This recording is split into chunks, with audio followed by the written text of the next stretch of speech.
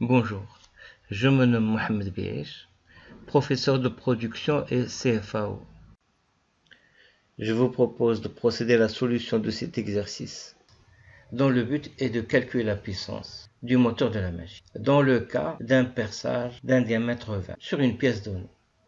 Nous avons deux cas. Nous avons ici une pièce pleine, nous avons un forêt qui va à un moment donné commencer l'usinage du trou, donc le perçage. Il va percer la pièce. Dans notre cas, il s'agit d'un perçage direct, il n'y a pas d'avant-trou. Nous avons un deuxième cas où nous avons déjà réalisé un perçage de diamètre 10. Dans ce cas, le forêt, qu'est-ce qu'il fait? Il va élargir ce trou de diamètre 10 jusqu'au trou diamètre 20. Donc le trou, il est déjà existant, c'est ce qu'on appelle un avant-trou, et il va commencer l'usinage, le perçage.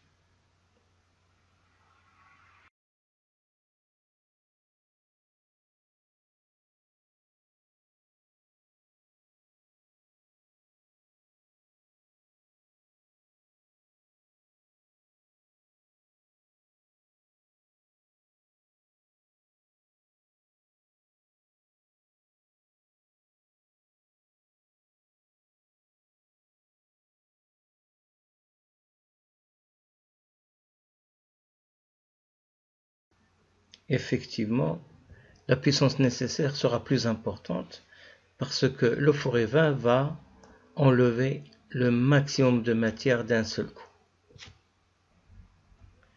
Dans le cas où il y aurait un avant-trou, donc le forêt 20 va usiner moins de matière. Donc nous avons le cas avec un avant-trou et nous avons le cas sans avant-trou.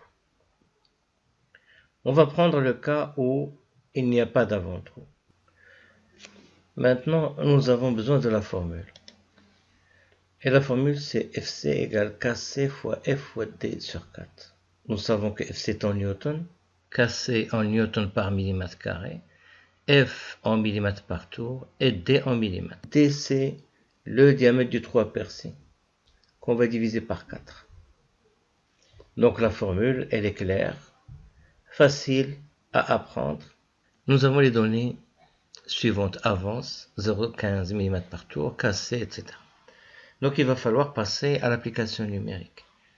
Nous avons ici Kc qui est égal à 220 décanewtons, F 0,15, D c'est le diamètre 20, est égal à 220, mais 220 c'est en décanewtons.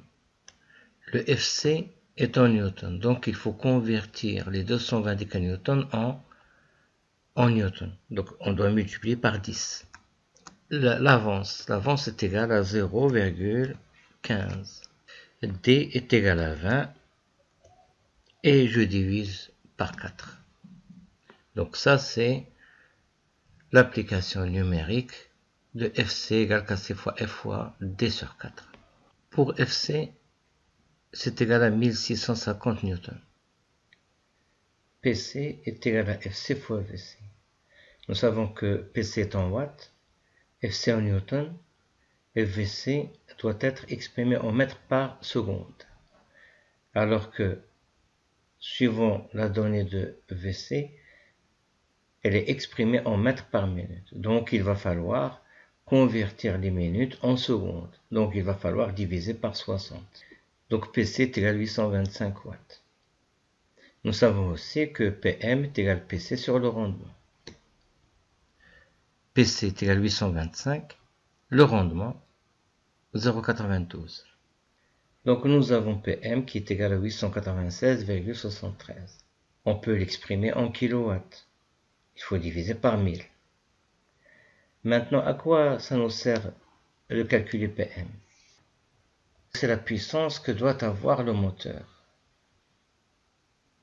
Donc on va choisir une machine dont la puissance est supérieure à 896,73.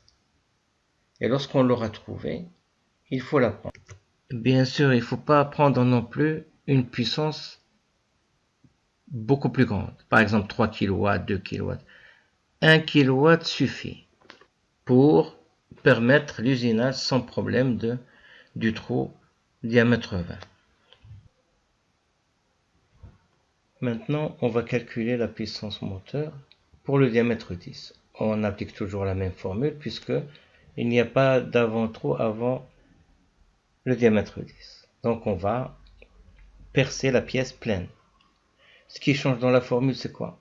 C'est la valeur du diamètre ici. Et on applique, bien sûr, on fait le même calcul en changeant uniquement le diamètre. Et bien sûr, d'autres changements vont découler de cette modification du diamètre, FC, etc., etc. Donc nous obtenons une puissance de 448,36 watts.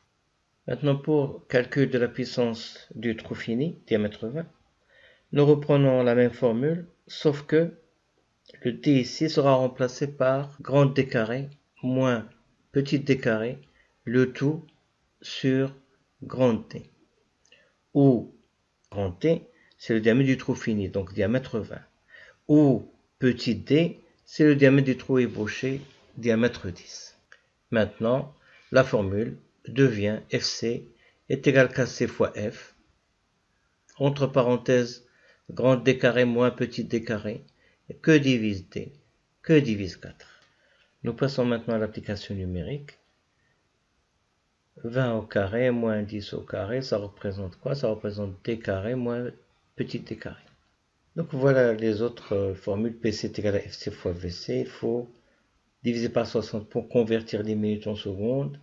Puis nous savons que PM est égal à PC sur le rendement. Et nous trouvons PM égale 672,55. Nous avons trouvé la puissance moteur pour diamètre 10 égale à 448. Et pour le trou 20, nous avons trouvé 672,55 watts. Bien sûr, pour choisir la machine, il faut prendre la plus grande. Et ici, la plus grande, c'est 672,55. Donc, il faut prendre une machine dont le moteur peut fournir une puissance légèrement supérieure à PM, 672,55. Maintenant, en conclusion,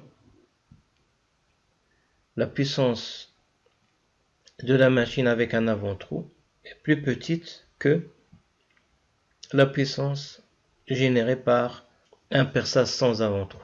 Donc maintenant, nous savons comment faire les calculs lorsque il s'agit d'un avant-trou existant ou absent. Merci.